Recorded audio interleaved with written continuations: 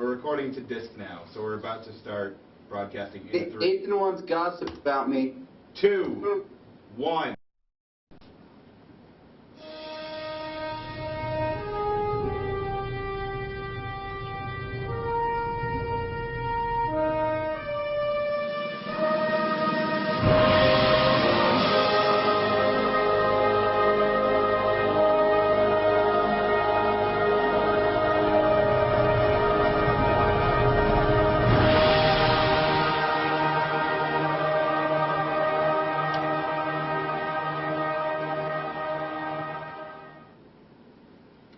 Good evening, everyone. Welcome to yet another edition of Film Snobbery Live. I am your host, the Film Snob, Nick Baisley. I am here joined, as always, by my co-host, who, if you were lucky enough to see us in Orlando, Florida, over the past week or so, his name is Jerry Cavallaro, director Jerry Cavallaro. Say hello to the folks, Jerry.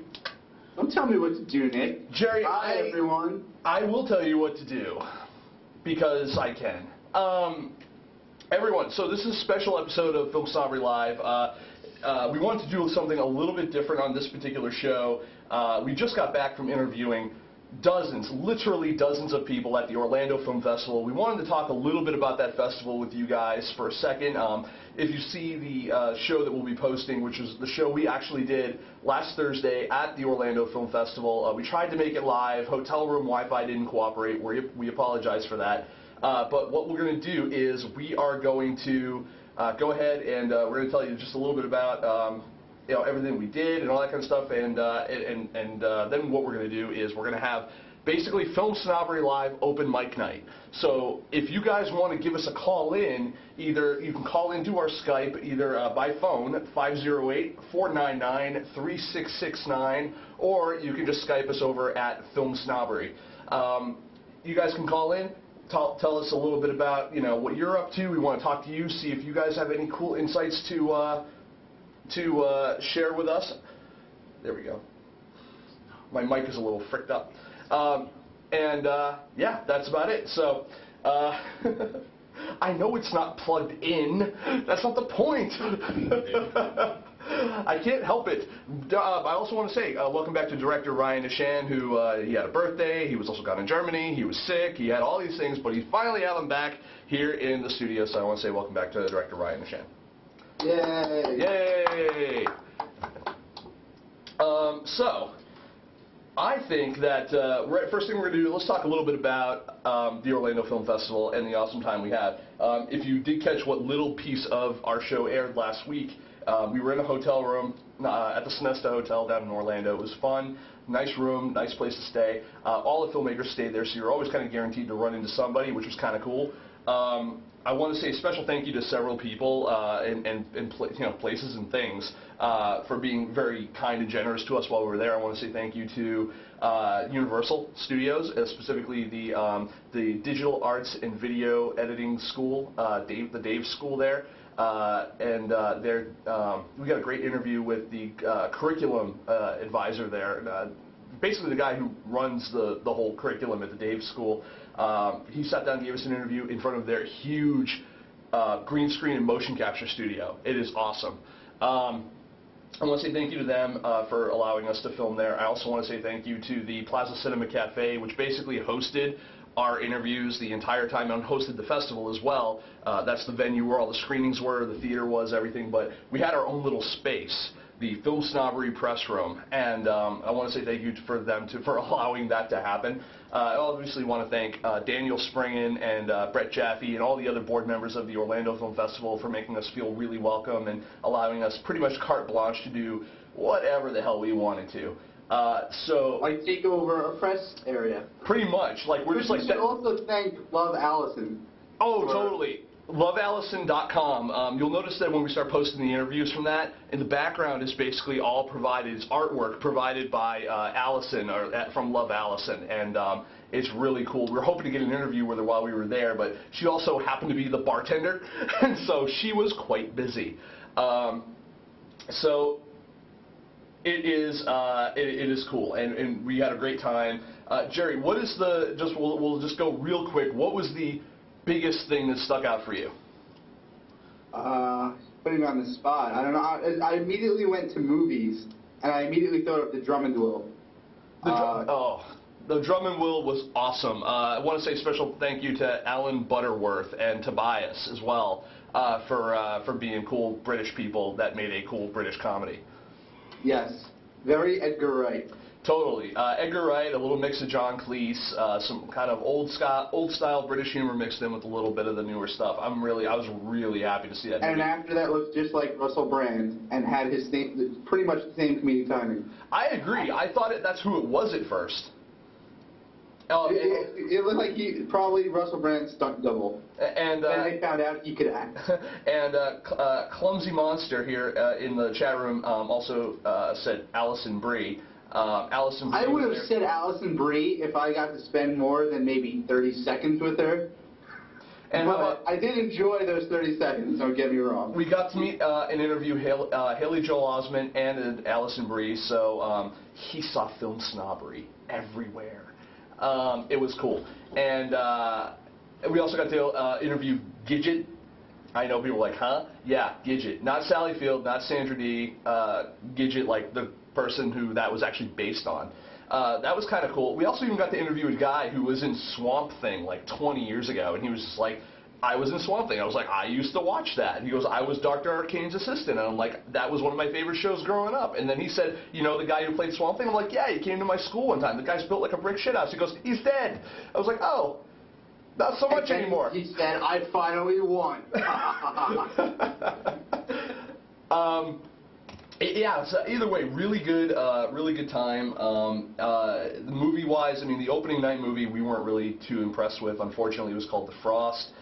Very, very European. The director, the people who worked on it, though, they were there. The director and his their production secretary, oddly enough, were there. And but they were really cool people to talk to. I appreciate the vision they had for the film, and the film looked beautiful.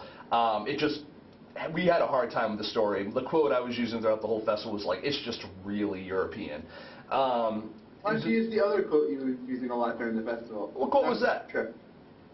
What quote was that, Jerry? The Star Trek one. The Star Trek one? Oh, okay. All right, so the first, you know how like in Star Trek, the motion picture back in the day, like the first 45 minutes are just glory shots of the Star Trek Enterprise because they're like, hey, we got a fucking budget now, so let's just do this. That's what the entire first like 10, 15 minutes of The Frost was. It was just glory shots of Norway, like fade in, fade outs of like and overlapping shots of the mountains and the fjords and naked guy in ice. And a naked guy in ice where you could see like half a ball. It was not fun. That being said, so what exactly else stuck out for you, Jerry? I mean, you did get to see a couple other things that I didn't. Well, how about the experience itself, like the culture? I mean, I thought it was one of the best filmmaker-attended festivals I'd ever been to. It was bigger and better than last year in terms of like atmosphere and filmmaker attendance. Really, like there's a lot. It seemed like a lot more filmmakers came out this year. Last year, I know there were a lot of filmmakers, and I got to meet a lot of people. But this year, it just seemed like even more networking going on. And really, this is still, in my opinion, the best festival you can go to for networking. Like you just nonstop meeting new people. When we set up our press room, we had people just lining up, literally trying to come in to talk to us. Really, the filmmakers were pushing their films and doing like more promotion than you see at other festivals. There was still a lot of filmmakers that needed help, and a lot of them even came up to me and was like, they were asking me how could they better promote their films, which is really cool just because of the award. I will say, if anyone wants to feel like a rock star, win the Independent Spirit Award from the Orlando Film Festival, because Jerry went there, and I mean, Jerry's an awesome dude anyway, just to hang out with, but I'm used to going to a festival, and once you kind of get acclimated and stuff, people remember who you are. They come up to you. They're like, oh, you did this, or oh, Film Snobbery, I've read that, or whatever. Or usually they say, who? But Jerry, like, walks in there, and he's like fucking Groucho Marx. Everyone knows who this guy is, and everyone wants to talk to him.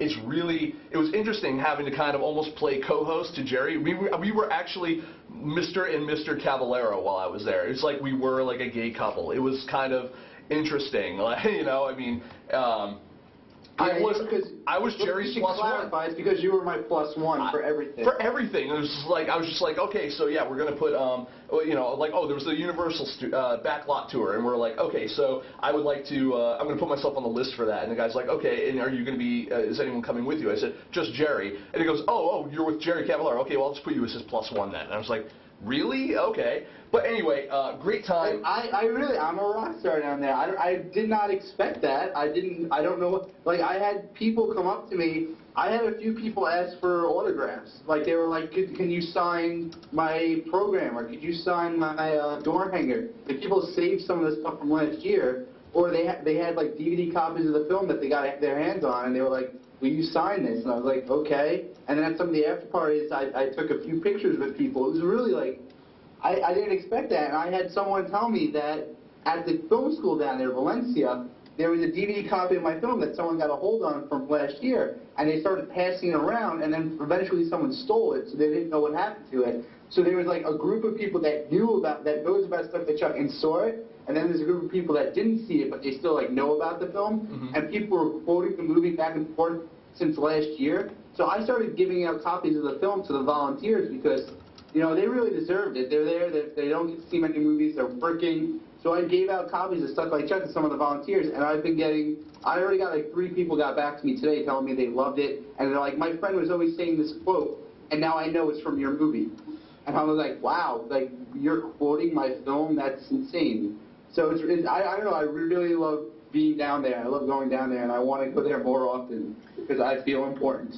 Yeah, no, it was really a good time. I think that at this point, though, we've kind of had our little opening. We talked a little bit about Orlando. We want to thank them again. We'll see you next year. Everyone really needs to stay tuned. We've got the panel that they did was there, which I happen to be on. We also have probably anywhere from 15 to 20, maybe more interviews that were done at that festival. Probably. Yeah, I want to say it's between 20 and 30. We're going to be getting those interviews set up, and they're going to be coming out over the next course of the next couple weeks, as well as hopefully some movie reviews of some of the people we've interviewed, their films as well, and hopefully we can get a little bit more, we're going to get some coverage out of that. While I'm talking about film festivals, though, I do want to make sure I mention everybody that almost all the interviews, I've got the last one that we'll be posting tonight for the First Glance Film Festival that was in Philadelphia is actually going to be posted. If you haven't checked out some of the interviews from that or checked out some of the previous shows from the First Glance Film Festival Philadelphia, that was another festival I attended recently, had a really good time at. I want to thank special thanks to Bill Ostroff for having us there, and hopefully we'll see him again. We had some technical difficulties, unfortunately. We had probably another 7 to 10 interviews that we were supposed to post, but the tapes that were that we taped on, unfortunately, were bad tapes. I actually happen to have them right here. So, unfortunately, the interviews are a little cut short, but the coverage overall is pretty good. Most of the people we interviewed in person, actually, you can watch their interviews from previous Film Snobbery live episodes, so that kind of evens out a little bit. But we hope that you guys will check out some of the films that were there. It's a good film festival to submit to for filmmakers, and Bill has a lot of unique opportunities for filmmakers for distribution that a lot of other festivals don't offer. While I'm at it, also another quick thank you to the New Hampshire Film Festival for having me there, having me on their panel, and specifically I want to thank Dan Hannon, for the director of The Pond, for the invite. So, that being said, I think it's time to open up your legs. It's time to open up my legs. What? Ryan? And let the viewers in. I want to let the viewers in to my legs. The viewers.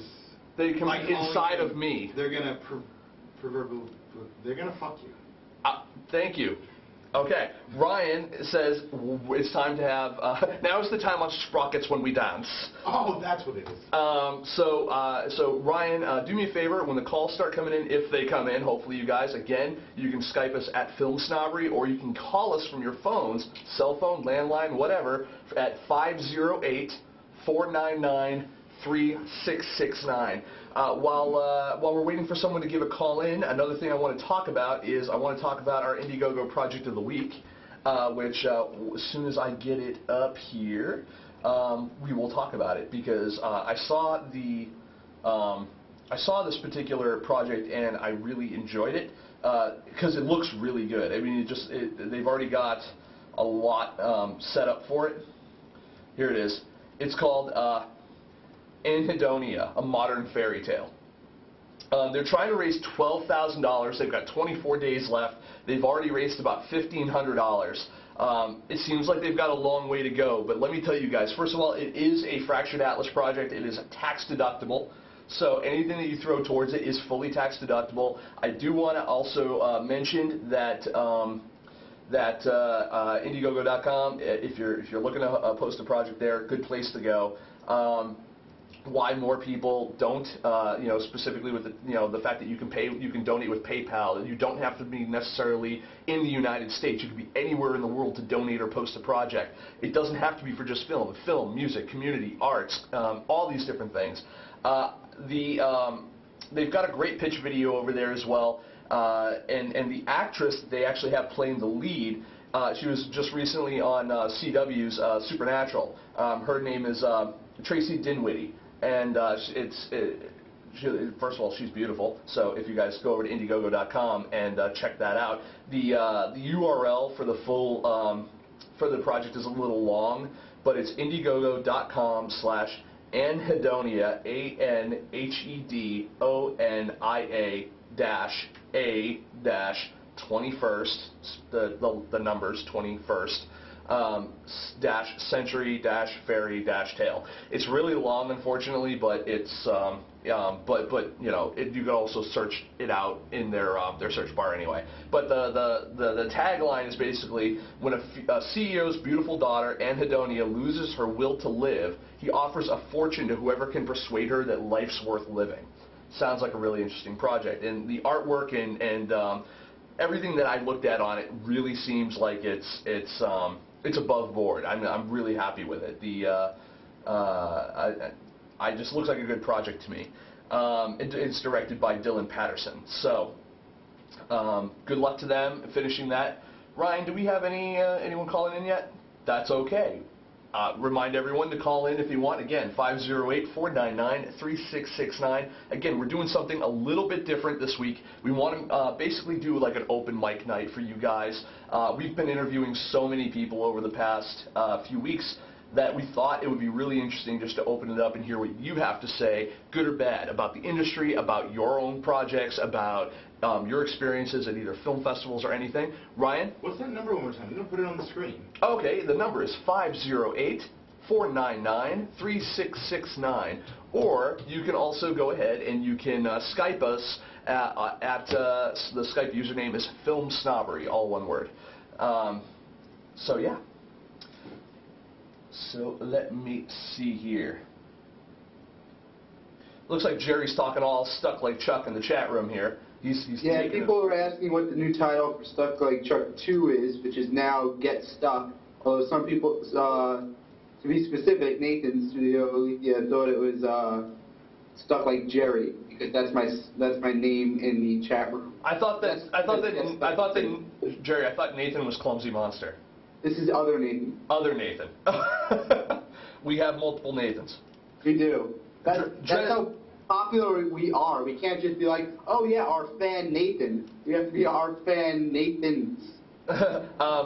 Dresden Dolly says she'd call in, but she lost her voice. I think that is, I think that's a piss poor excuse. How my voice isn't gone by now, I have no idea, because all I did for literally... Because you are a fucking professional. Heck yeah! So, thank you for putting that up on the screen there, sir. Look at you, always thinking. You know, it's almost like I gave you a job for a reason. That job that we don't pay you for. Yeah, that paycheck I'm waiting for.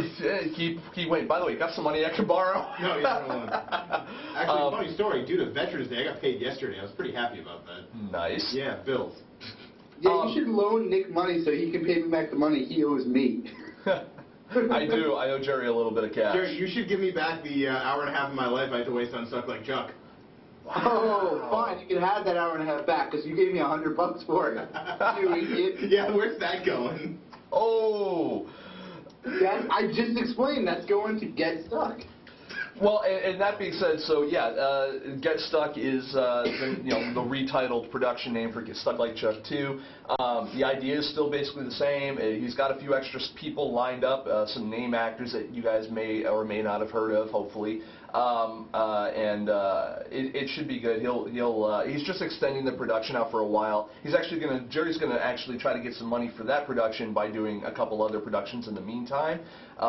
Those of you who are filmmakers out there must know you all have that one kind of thing that you want to do, but unfortunately sometimes you gotta do a couple other things first to get to where you want to be. So nothing against Jerry on that one. He'll if any of you guys had donated through Indiegogo to Stuck Like Chuck 2 or Get Stuck, don't worry, he's got the cash, he's still putting it towards it, and I want to assure everyone that, believe me, if anyone is responsible with money, it's Jewy Jerry. So yeah, I was actually surprised when I went through the money. I was just like, huh, it seems like I only spent about $60 to $70 on food for 10 days. I was like, how did I pull that off? Now, Jerry, and I remember there were days where I went hungry, so. Well, Jerry, one thing I want to ask you, let's go back to the festival for just a minute. We did a lot of interviews while we were there, and obviously you were behind the camera on most of those interviews. Was there any one particular interview that stood out to you as being, something that was a little more interesting than the rest, or any movie that just based on the interview you wanted to see? Well, I liked the Not Even the Devil interview because I got to be in front of the camera for that one. And because those are the guys that they won the Independent Spirit Award this year. So I passed the Jerry Cavallaro Independent Spirit Award on to them, and now the award is going to be called the Not Even the Devil Independent Spirit Award at next year's festival. I like how you just worked in your own stuff there. Yeah, well, I just want to say, that means that I still technically am the only person that the award was named after, because now it's named after a movie. So, So I still, in my mind, I'm still more important. But, so yeah, that was really cool to be able to do that interview. I didn't get to hear, because I wasn't always with the headphones, and I was running around sometimes while the interview was going on, so I didn't always get to hear the interviews, but there were some really cool ones. I liked the interview a lot with Misdirection. So did I. Yeah. He did for those of you who don't know, the guy from Misdirection, he actually did a card trick. He did a card trick actually on the show, during the interview. And by the way, I did look at the footage of that, Jerry, and the footage looked really good. It's not.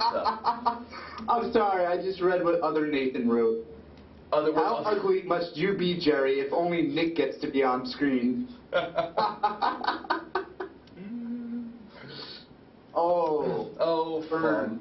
So again, if you want to call in, we're on Skype. You can either Skype me, FilmSnobbery, or you can call in directly to the studio, 508-499-3669. I'll even give you guys another way to call into the studio. Ryan doesn't even know this yet.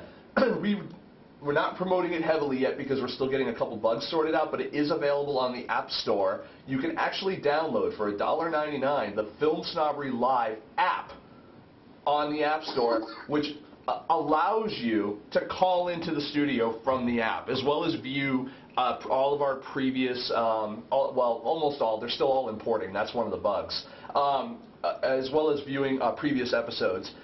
You can even you can visit our Facebook from there. You can search through different episodes. You can visit our Twitter feed from there. You can visit our webpage from there. You can, there's a whole bunch of options. You can favorite certain shows, like if you were on here and you wanted to favorite the show you were on. There's a lot of options and functions that you guys can do from the FilmSnobbery Live app, which is available now on the Apple iTunes App Store. So, how about them apples?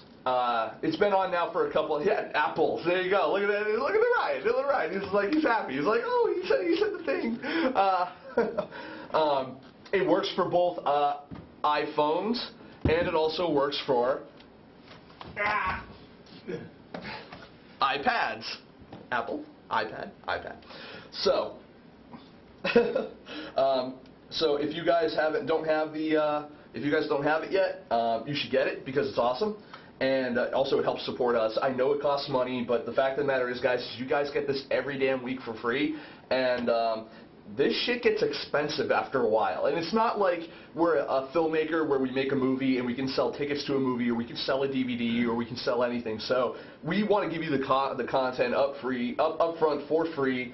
and we're hoping that you guys will find what we do valuable enough to purchase it so you can take it with you, or you can do our seminars, or you can visit us in a live venue sometime, or whatever. Buy a shirt. If you guys haven't bought a Film Snobbery shirt or hoodie yet, we're still taking pre-orders. We're not shipping yet, but as soon as we get enough pre-orders put in, we're going to be shipping both shirts and hoodies, and you can get them. The hoodies are only in white, but you can get them in multiple sizes, and those shirts come in black and white with the Film Snobbery Be Indie logo on there, and those come in both men and women's styles. So if you haven't ordered one yet, you definitely should.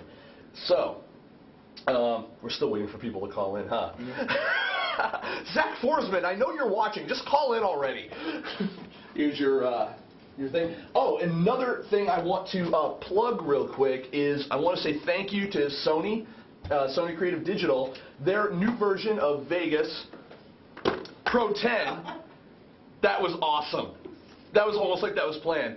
Their new copy of Sony Vegas Pro 10 is now available, and for those of you guys who are like, well, I use Final Cut. Dude, Final Cut, nothing against them, but here's the deal. Not only does this do real-time rendering, which I think Final Cut now offers, but also comes with the Dolby Digital Professional Encoder. It comes with DVD Architect Pro, which is the standard for Blu-ray burning, Blu-ray menu and disc creation. Who are you going to go to but Sony? It's a Sony disc. Go to Sony. I use this to edit and cut and render all of the Film Snobbery stuff. We've been using Sony Vegas since we actually had it pirated when we first started out. Episode 1, way back Film Snobbery Classic days, was edited on Sony Vegas Pro. It was all those shitty episodes I did in Final Cut. Exactly. But we've been using this for almost the entire time. It renders for both DV, HDV, XD-Cam. You can actually edit and import from the red on this. So pretty much any format you're looking to do, check it out. Also, new for this particular version, stereoscopic 3D rendering. So if you guys are doing 3D movies out there, 3D indie films, this has workflow for 3D. So, and it's cheap, $699 compared to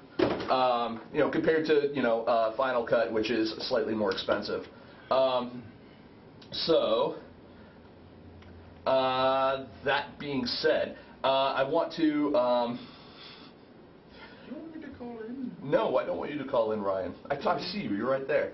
Oh. So I want to say thank you to Sony, and I'm really happy to have them on. I also want to say one other thing for one of our sponsors, Telestream, which makes Wirecast, which makes us able to do this broadcast to you in any type of professional manner whatsoever.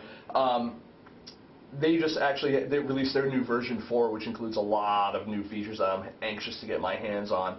That allows us to do multiple cameras. This thing is what allows us to do our custom lower thirds. It allows us to do titling and pictures and cutaways and all this other kind of fun stuff. So really, really good piece of software. Really happy to have them on as sponsors as well. Figured that's a little bit better than cutting to a video, because we're just chatting with the audience right now. Yeah. Audience not really chatting back, but hopefully we'll get someone to call in at some point in this show. They're chatting back in the chat room.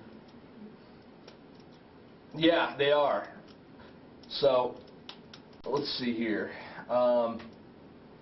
Yeah, if you guys aren't going, we actually have Bill from First Glance Film here in the chat room. If you guys haven't checked out the deal that Bill's got for a theatrical venue opening, in like a big red carpet thing, theatrical deal you guys can do in Las Vegas. If you guys haven't checked this out yet, it's short money for long-term investment. It's really, really cool stuff. Talk to him about it. He's Bill Ostroff from the First Glance Film Festival. He's here. He's First Glance Film here in the chat room. If you guys are watching live, definitely need to check him out because he's got some really good opportunities. First Glance Film. Is this a Sony infomercial? Yes, it is. I use both Final Cut Pro and Avid, kind of platform agnostic here. I would use Final Cut, but I can't afford a Mac. That's honestly the biggest. That was one of the best investments I made. And when I was deciding to get into filmmaking, to just say, fuck it and buy one and just get the investment out of the way early, because now I can focus all my money going into these fucking terrible productions I do. Yes. But I don't have to worry about buying an editing rig, because that's the thing with a PC. You know, like you were saying, we were talking about Vegas, and you were like, oh, well, you know, you'd have to upgrade your system to get it to run right. You know, I've had this Mac for 7 years now, and it still runs better than any PC I've ever had. It's an investment. It's an investment. And a lot of filmmakers have to understand that. It's a big investment, but it pays off. Well, one of the things that we were talking about when we were in Florida, Jerry and I was talking to someone else about it. I don't think I was talking to Jerry, but or maybe it was a conversation between me and Jerry. Who the hell knows? Okay. But basically... it's a little blur. Yeah, it really is. I mean, Final Cut now is basically the preferred editing software for the Red. Basically, the Red designs its workflow around Final Cut. I mean, and every new version of the Red that comes out, software, firmware, whatever, is meant to be compatible with the latest version of Final Cut, and that is, you know, that's not being said for any other nonlinear editor out there, and so I think that's really good. Jake Stetler actually has, what about Adobe Premiere Pro and After Effects? Here's the thing about Adobe Premiere Pro and After Effects. Actually, they've got some great new stuff coming out for that right now. Adobe Story, which is their kind of version of Final Draft, ostensibly. It's their screenwriting app. Basically works on and offline. It uses Adobe Air as part of its... it's kind of like, you know, the Google Gears version, where you can basically collaborate, edit, and create online and offline scripts. Then all the metadata that's taken from Adobe Story can be imported into Adobe. Oh crud! I just blanked on the next feature there. Jerry, real quick, what's the thing that's between Adobe Story and Adobe Premiere? After Effects? No, After Effects is post-production. It's the on location, Adobe on location. Let's see. Oh, okay. Yeah. So, and then all the metadata from Adobe Story goes into Adobe on location, which they've beefed up and now is fully compatible. So you can take all the metadata from that and everything you create in Adobe on location and import it into Adobe Premiere. So basically, their workflow has been standardized across all their platforms, which is awesome, and then also goes into After Effects that way as well. Yeah, Ryan, what? I'm sorry, but I figure we can have a decent discussion going on right here. I mean, all of these things, they are great tools, and obviously Adobe's doing great things. But these are all really things that have already been done. You know, I mean, this is why I'm such a promoter of Final Cut Studio as a whole, because everything, it's like export from Final Cut to soundtrack, soundtrack back to Final Cut, motion back to Final Cut, everything. Like, if you open the menu in Final Cut, it's got the options to edit in soundtrack. Right, but the problem is soundtrack and motion are not technically industry standards of music composition or compositing when it comes to, you know, that almost it is for editing, but yes. You talk to any other director that's doing anything in visual effects or doing anything with compositions as far from a musical perspective, and everyone either uses Adobe Sound Booth, Pro Tools, or some other application. And when it comes to actual compositing and visual effects, almost everybody uses After Effects. Pro Tools, I have to say, I have worked with Pro Tools in association with Final Cut. Pro Tools and Final Cut work very well together. They talk to each other very well. After Effects, every time I've had to use After Effects, I've definitely had to export the footage, do it, and then re-import it, you know, or however it's going to be. I do have to say, though, I mean, I really like how easily all of the Apple products work together, and I really would be excited to see what Adobe does, because I learned to edit on a Premiere system. I gotta tell you, I've tried learning how to edit on Premiere, and the only problem I have is their workflow has been very clunky. Mm-hmm. And I hear, though, that if you're going between Avid and Premiere, if you learn Avid prepares you to basically do anything, any other system. And the only reason why I loved Sony Vegas so much, and the reason why I pirated them first, was because yes, they work on a PC, but also because the workflow is very simple and easy to pick up. And that, I mean, I was able to have almost zero learning curve, picking it up, learning to cut, learning to add effects, learning to composite, very simply. I mean, I'll be honest, I mean, there are things you just can't do in Vegas. There are things you can't do in Final Cut. Right. and things you can't do in other programs without going to another program. I mean, if I was going to do any real compositing, yeah, I'd go to After Effects, or I would download a template or some sort for After Effects where I could kind of, figure it out. We've done some little things in Motion and some other stuff, but I mean, it's really, but I think that, the tools as far as editing, there's plenty of them out there. I think that the editing stuff is actually easy. It's visual effects and music where filmmakers, I think, have a hard time with. I mean, I've seen movies that are cut very well, but the music sounds awful and the audio sounds awful because they don't know how to mix properly. And I also find that there are, effects, even if the people who are doing the visual effects are professionals, the visual effects might look good, but they're just not integrated very well with the overall that's production. One thing I've noticed, especially in a lot of independent film, where you get someone finishes editing their video and it's cut very well. They go to integrate special effects, and the biggest thing I noticed, and I think you and I have talked about this before, is the fact that they color correct their footage that they cut, and they don't color correct the visual effects they're putting in there. So it looks off. It almost looks like it's still on that separate layer because it's almost a different color. You know what I'm saying? I understand. I think you and I have had this conversation before, but I think it was like a year ago. I would love to speak with someone, hence call in 508-499-3669 if you haven't, if you want to talk about it. I would love to talk to a filmmaker out there who's used both, what is their secret for integrating audio? What is their secret for integrating their visual effects? Do they do it themselves? Is that something that they're more comfortable outsourcing? What was their learning curve on how to make it right? Color correction, what do you use for color correction? I mean, because some people use, was it DaVinci is one of them, and then there's, but supposedly the new Final Cut, color correction, their kind of separate thing for that is supposed to be phenomenal. I've used the one from Final Cut, they're on 7 now. I think. I think I have 6, or maybe I have 7 when it's come out. Whatever. And it's they're on 7 now. I think I either have 6 or 7. I do have to say it is a phenomenal program. You need to learn how to use it. It's not like where you picked up Vegas and just learned how to use it. When I picked up Final Cut, just learned how to use it.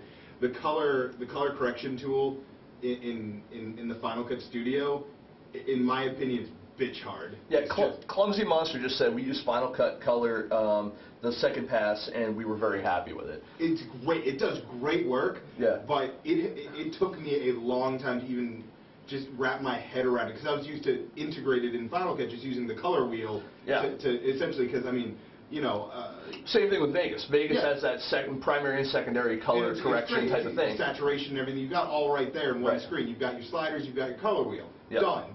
But, I mean, this program is essentially take that and make it 4 gigs worth of information. And there's a lot going on there. And it's really daunting, but I mean, I haven't focused on it that much, and I really think I should, because, I mean, just making, just the simple hue, changing the hue can be great. Clumsy Monster even said, but our guy took forever to learn it. Yeah, so it's hard. Which is funny. I mean, like, it's, you sit there and you see classes for, you look at someone like John Reese who's going to teach you to be a PMD or something like that, and you see all these other people who focus on marketing and distribution. While I completely agree that stuff is important to focus on, but I don't see a lot of inexpensive classes that that will teach you. I see some webinars here and there. I see a few things that, like, Creatosphere is great for offering different classes. They focus a lot on DSLR stuff and mostly production, less post-production.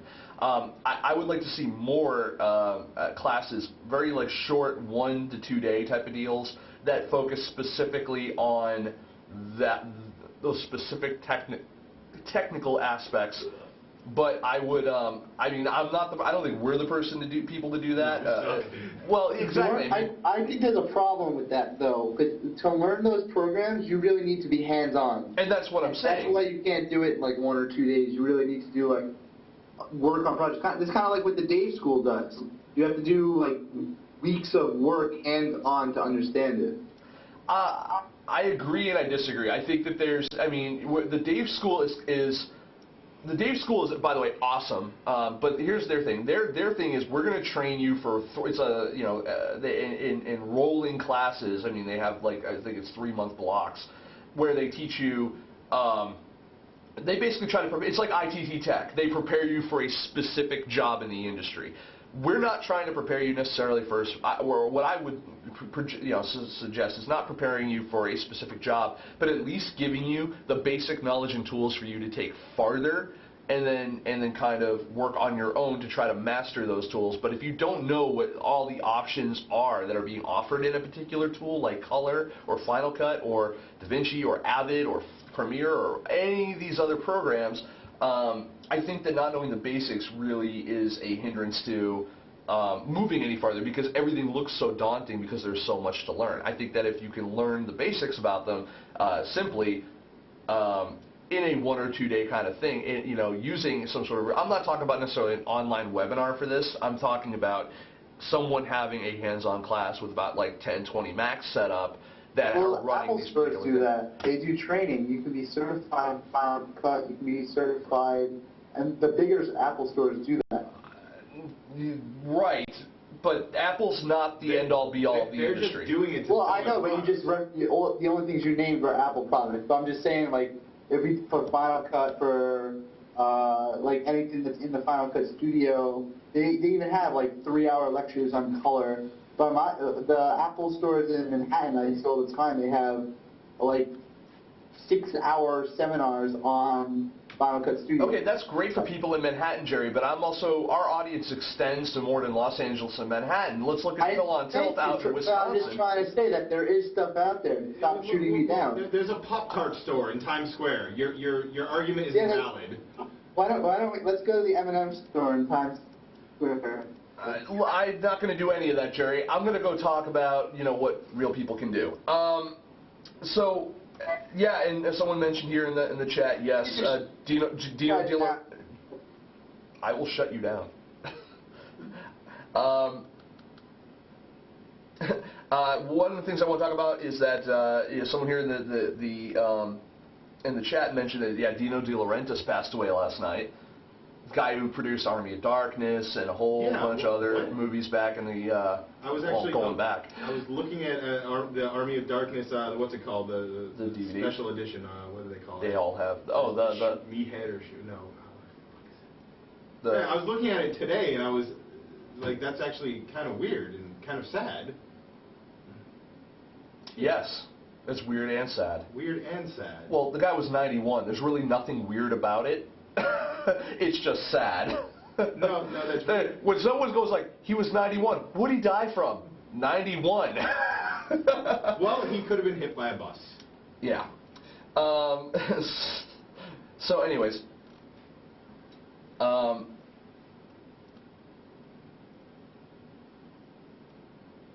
Anyways, looking through the chat room here soon, what we've got going on is we've still got a little bit of show left. I'd still like to have someone call in if you guys are able to. We have the number again, 508. It's up on the screen, 508-499-3669, or you can call Skype us on FilmSnobbery. The username is FilmSnobbery. If you don't call in, whatever. We'll find other things to talk about. One of the things that I'm actually really excited that we ended up getting an iPad here in the studio for with Ryan. It's Ryan's iPad, but we're going to commandeer it. Most of my equipment ends up here anyway. Pretty much.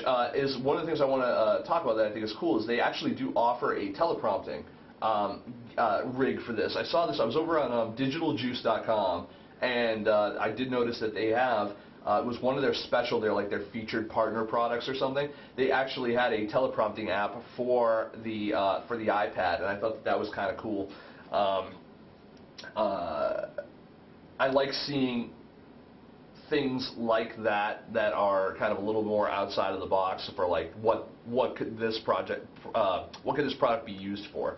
So that's cool. I would like to pose a question to the audience: is what have you taken in your films that was something that was not that you used that was not meant for, like, that's not its intended use? What did you use that was not a production kind of item, but you used it for something in your production? I think that would be kind of interesting. So let's see. I'm going to see what they have here. So the Zoom H1 digital audio recorder. See, New Mexico International Film turned office. Oh, okay. Yes, I do. I want to address the New Mexico International Film Festival turning off its Kickstarter campaign. I want to address that because I think some people have a misconception of what the point of that Kickstarter campaign was, and as someone who's close to the source on that one, I want to dispel any rumors. First of all, that Kickstarter campaign was not the be-all, end-all of the funding of the festival. That was a portion of the funding for the festival, which would allow it to travel for next year. It was to help pay for a few other smaller things that were going on in there. As far as that festival goes, it is still on. It is still on schedule. It is actually we've gotten to the point where all of the meals and all of the lodging for all of the filmmakers who are invited to that film festival has been taken care of. So filmmakers will eat for free there. They will stay for free there. We're working on now getting you all there for free. Submissions are still open for that film festival, www.newmexicointernationalfilmfestival.com. And yes. To answer to Nick's question from Zach Forsman. To Nick's question, we bought $2,000 worth of gear from Home Depot and returned it after the production. I like that though. That's kind of like the whole My Date with Drew. You ever see that flick? That little documentary about a guy who wanted to get a date with Drew Barrymore, and so what he did was he won a small sum of money from being on a television game show, and what he did was he took the money and he went to like a Best Buy, bought a video camera, and said it has a 30-day return policy. So he kept the camera and shot his production over the course of 30 days, and at the end of 30 days brought the camera back. And I thought that was really kind of interesting. So let's see. Yeah, but as far as the film festival goes, I'm going to go back and just say, yeah, it's still on. It's still good. I'm looking forward to doing more. I'm actually working on that festival myself, and I'm looking forward to what they're going to do. I think that the biggest problem, and I had a chat with the guy who runs it, Justin Evans, the director of A Lonely Place for Dying. The biggest problem is that he had never run a crowdfunding campaign before and didn't understand the amount of work and the amount of I'm going to say the amount of work and amount of marketing and preparation, etc., that goes into running a campaign like that. Him and I had a discussion. I told him what he was doing wrong. I told him what he was doing right. After thinking about it for a couple of days, he decided to cancel the campaign because he realized that he was not prepared initially when he started it, so finishing it was going to be more difficult. Rather than take a campaign like that all the way through to the end and fail, he felt it was a better move to cancel it, get out with the gettings good on it, and no one's going to get charged anyway, so because it's canceled, so that's a good thing. So no harm, no foul. I'm not entirely behind the idea of canceling it the way he did, but that's just my opinion. I think that there were a softer way of canceling that would have been better rather than just cancel and then it's there and it says cancel. Anyways. It doesn't matter. The point of it is that they are going to be traveling with this festival on a yearly basis. They want to be able to pay for certain things. They want to be able to get the right equipment. They want to be able to project using the right stuff. They want to be able to make sure that the filmmaker experience there is on par.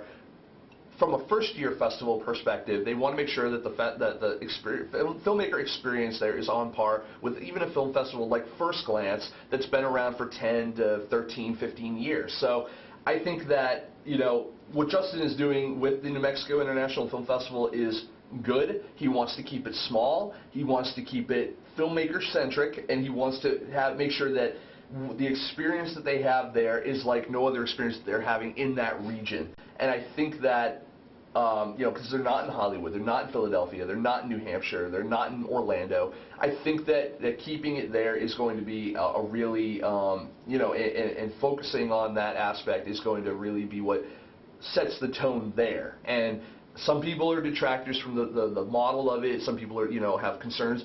All I can say is, let's wait and see. we all have opinions. I have opinions on certain things. Whether they're right or not, it doesn't matter. We have to see. We won't know until it's over. And when they see the post-mortem, then we can form opinions that are more educated. I think that you know, to detract on it right at the moment is not fair.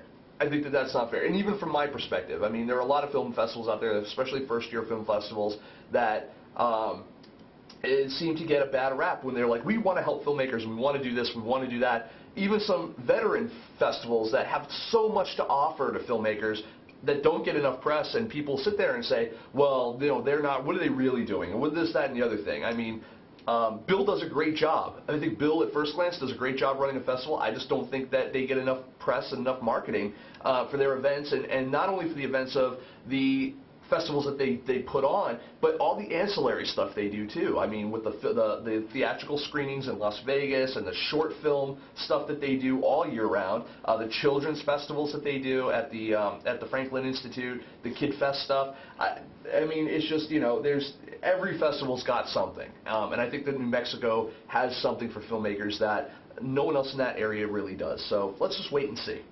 Anyways. Zach Forsman says, here's my little secret. I decided to stop paying submission fees to festivals. I only submit to festivals that waive the fees now.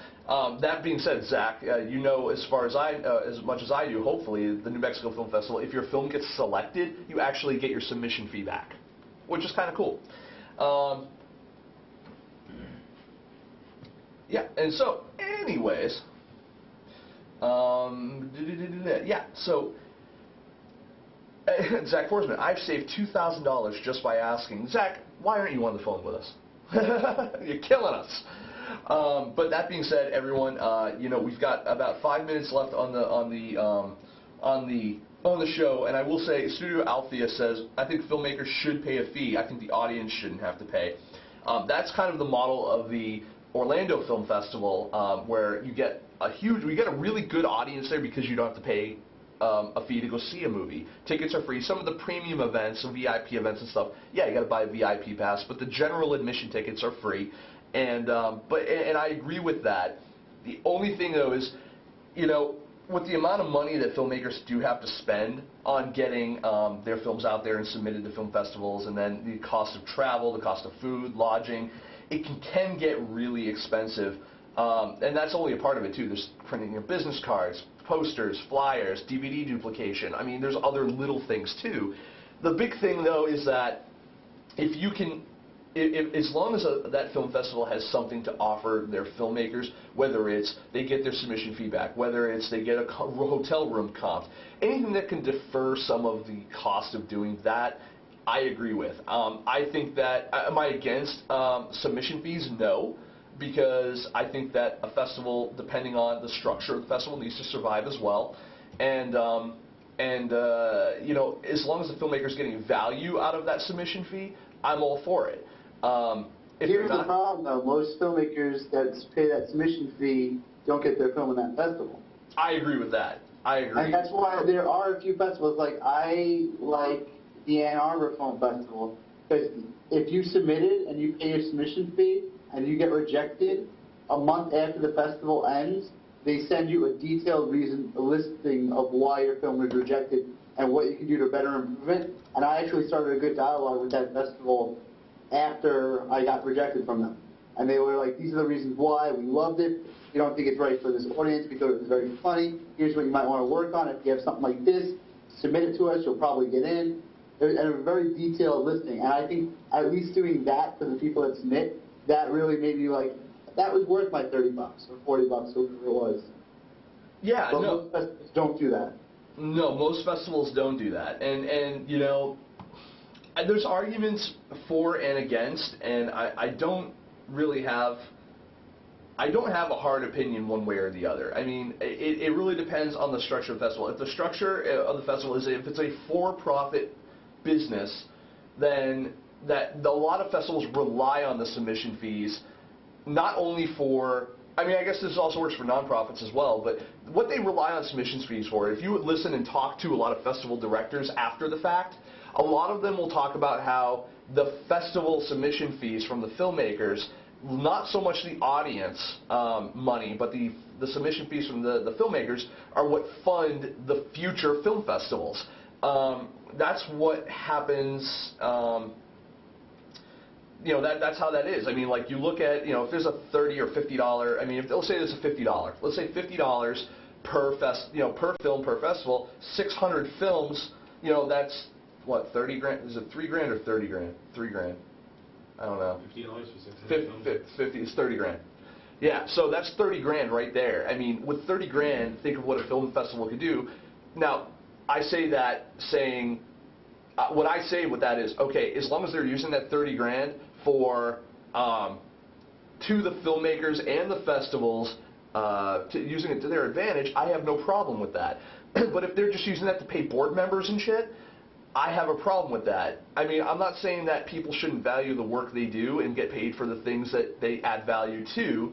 I'm not, I definitely would like to get paid for what I do, and I'd like to be able to pay the people that do add value. I would like to be able to pay Jerry. I would like to be able to pay Ryan for the work that they do because they add value to the show. They add entertainment value. They add production value. They keep me from having to hit a record button.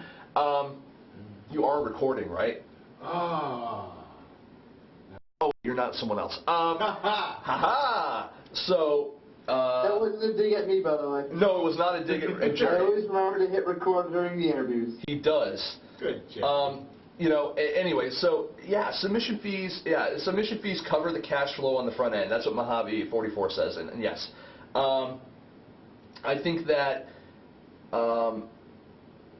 you can. I mean, you can do other things. I mean, you can keep the festival small, not charge submission fees, but still charge the entry fee for the tickets. Now, the way you get the cash flow moving on that is you do heavy pre-sales. If you can get a lot of online and offline pre-sales, if you have a presence on the ground in the area, all that kind of stuff, what you can do with that is, I mean, that can be your upfront cash, and basically you can work off of residuals and promises off the back end. Obviously you probably might even have to put a bunch of your money, as well, or you get sponsors to cover it. That's what happens at the Orlando Film Festivals. They're a 501c3 company. They rely very heavily, especially because they don't charge their guests. Not the filmmakers. They do charge the filmmakers, but they don't charge the patrons of the festival any money unless it's a VIP. Then there's a VIP pass that does cost money, but general admittance is free. Anyway, they basically get all of their equipment, they get all of their transportation, they get all the hotels, they get all this kind of stuff through sponsorships.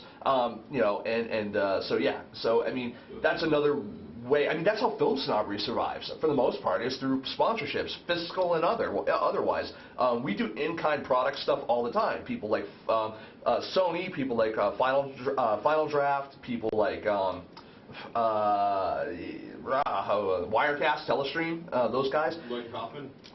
Lloyd Kaufman doesn't give us anything.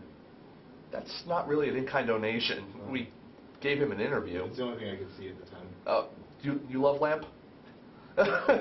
You're just looking at things and saying, I love them. So anyways. I love Toxic Avenger. I do love Toxic Avenger, which they announced a new director for. Yes. So let's see. Flyway. Yeah, Flyway Film Fest. I'm sorry I didn't get a chance to make that one. I heard everyone had a great time. I'm glad you guys all did. Look forward to checking them out again next year. I called up the festival director, Rick, and we had him on the show. I called him up and told him, hey, we've got your copies of Vegas for you for the filmmakers. I never heard back from him. So Rick, if you're out there, contact me. We waited a little bit longer than we should have probably because, but we wanted to make sure we got you guys Vegas Pro 10, not 9, because we want you guys to have the latest and greatest out there. So we'll hopefully get in contact with him at some other time. Things going forward. Yes, in February, New Mexico International Film Festival in Yemas Springs, New Mexico. I'll be there. South by Southwest, I'll be there. Talking Your Baby Is Ugly. That is that is what I have going on there. It's my little panel. Not really even a panel. It's a workshop, I guess. I'm looking forward to doing that. Look forward to tons of the coverage that we did of the Orlando Film Festival that Jerry and I both did, as well as a couple shows that will be going up. One of them, we're just behind the gun right now, trying to get as much stuff up as possible. Again, I want to make sure that everyone checks out all the First Glance Film Festival coverage that we did. The last of those videos are going up tonight, and that was a great, fun festival. I look forward, hopefully, if Bill will have me, I look forward to being in Hollywood again next year and covering there. Hopefully we won't have any technical issues like we had this time. And then also, Bill, sorry for the wait. It's crazy. I haven't been home. I've had no internet connection. I brought my tower.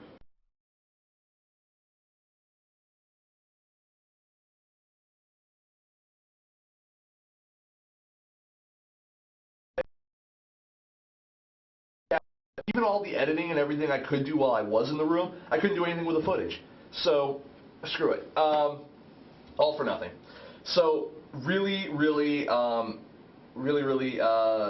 sorry to Bill about the wait and some of the technical difficulties, but hopefully next year we'll be a little more prepared, a little bit more lucky, I guess. Prepared really isn't it. I had all the equipment. I had everything. We had the lights, we had the tapes, we had the cameras, we had everything. We just didn't have good luck. This particular one, we didn't have good luck. These frickin' tapes, I swear to God, this right here killed me. I felt so bad. I could have cried, but not really. On the inside, maybe. Jerry, do you got anything that you want to plug? Anything coming up with you on your end? Not really. I'm going to be doing a lot of editing with the Orlando footage, but I'm going to be making my own videos. We're doing like mashups, montage interviews, testimonial stuff. You're going to be posting like the full interviews, and I'm just going to be taking the best of and working on some stuff. I filmed some stuff from the festival just to show where I'd like to film Get Stuck, and what are some of the locations that inspired me, inspired the script.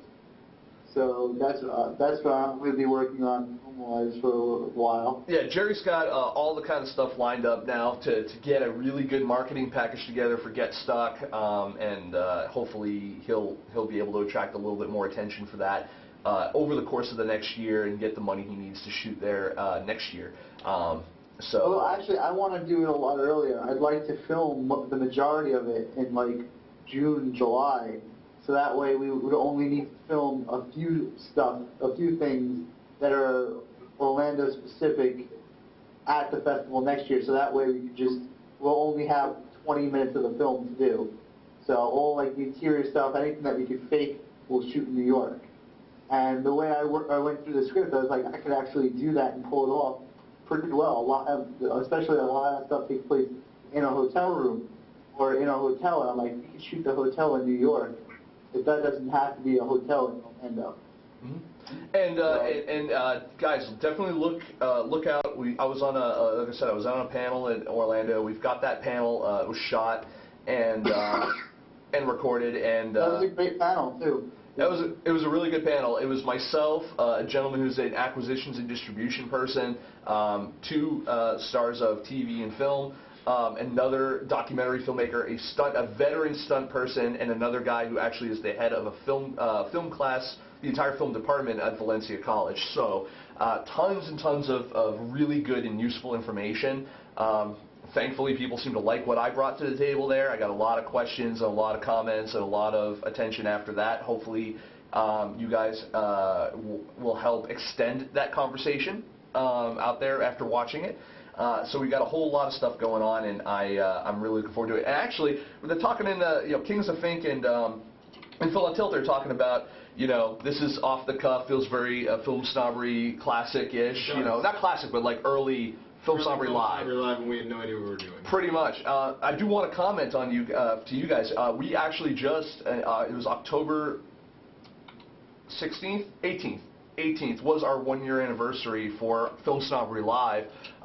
Film Snobbery as a whole is going to be celebrating its 2-year, going into 3rd year anniversary coming up in a couple of months.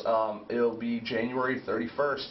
And it was really funny. I actually just got an email from GoDaddy, because we are hosted on GoDaddy.com. Our domain and also the website is hosted on GoDaddy. www.godaddy.com. Good plug for them. They've been I'm happy to suck their dick. They've got a great, I've never had an issue with them that A, couldn't be resolved quickly, or B, wasn't somewhat my fault.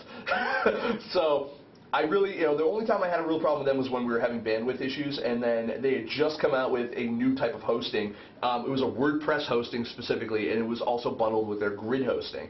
And that really fixed all of our problems. And so between that and some SQL issues that we had, some MySQL database issues, I've never really had a problem with them. But anyway, where that story was going is that we just actually re-upped our Film Snobbery domain, FilmSnobbery.com.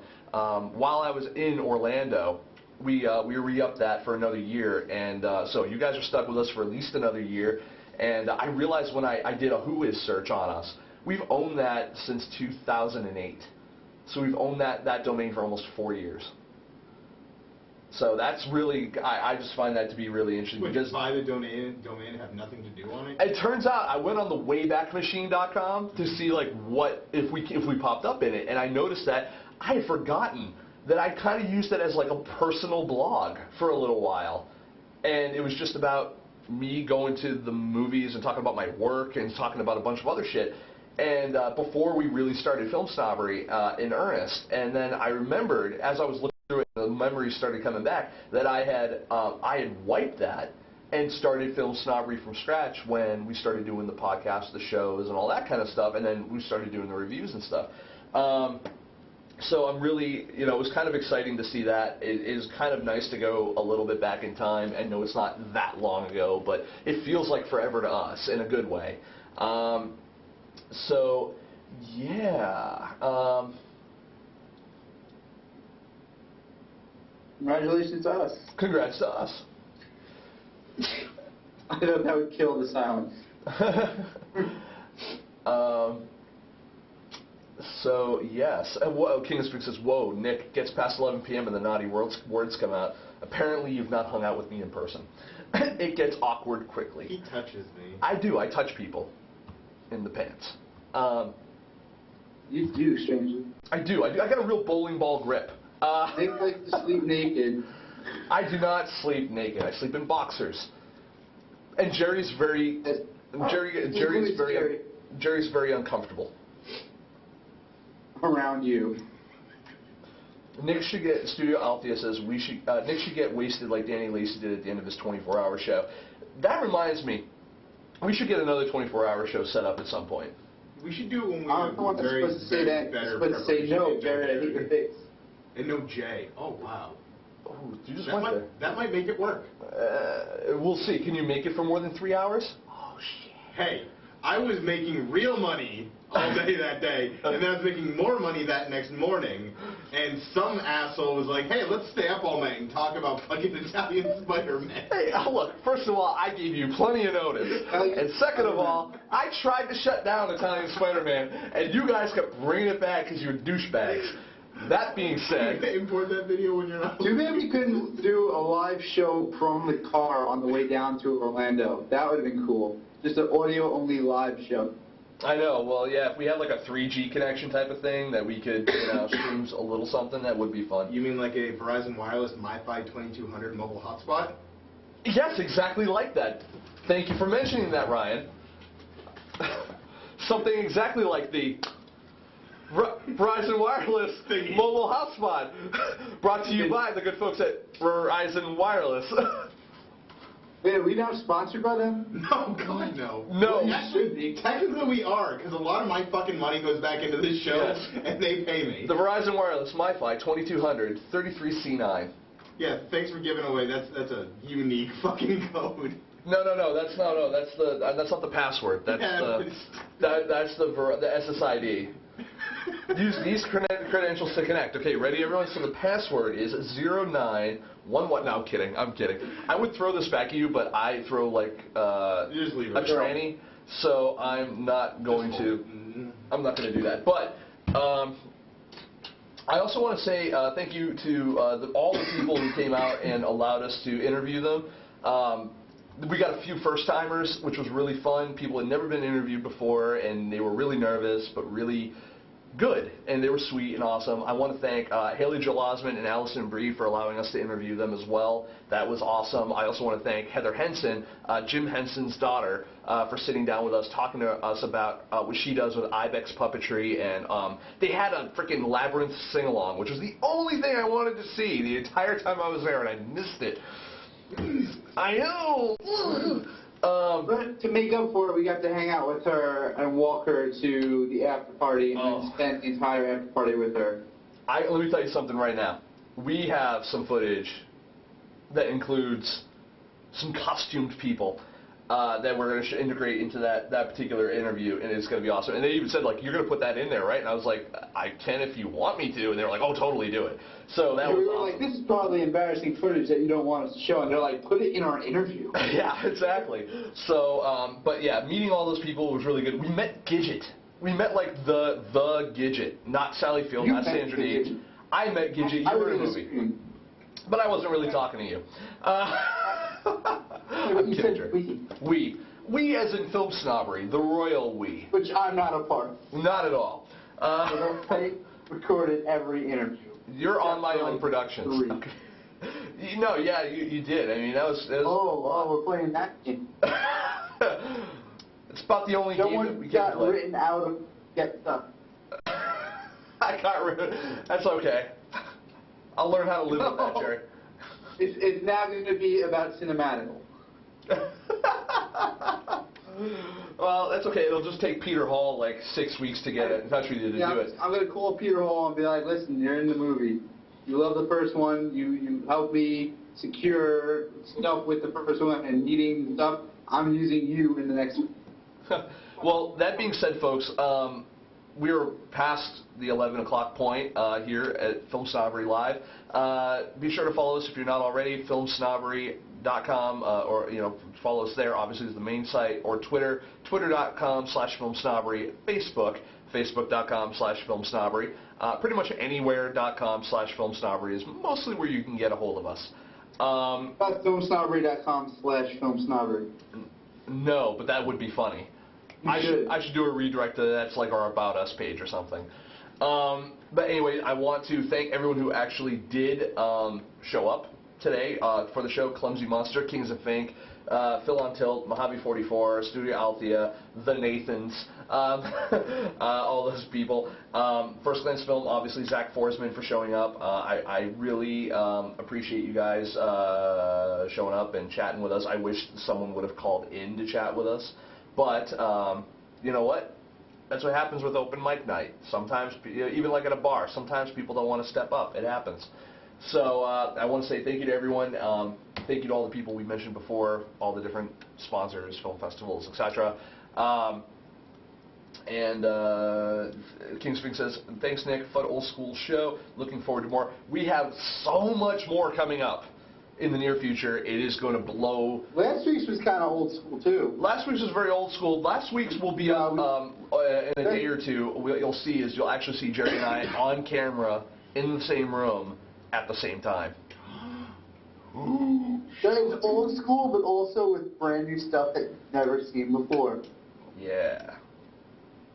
Yeah. I like how I had the laptop open and we couldn't chat and we couldn't have anything broadcast. I know, right? I was so pissed. But that being said, stay tuned for next week. We've got another great show for you. I'm not going to ruin who the guest is now, mostly because I don't know. But but I want to invite you guys back next Thursday, 10 p.m. Eastern Standard Time, and every Thursday at 10 p.m. Eastern Standard Time here at live.filmsnobbery.com, or if you're watching on Justin TV, justin.tv/filmsnobbery. Thank you very much, everyone, and have a great week. Bye.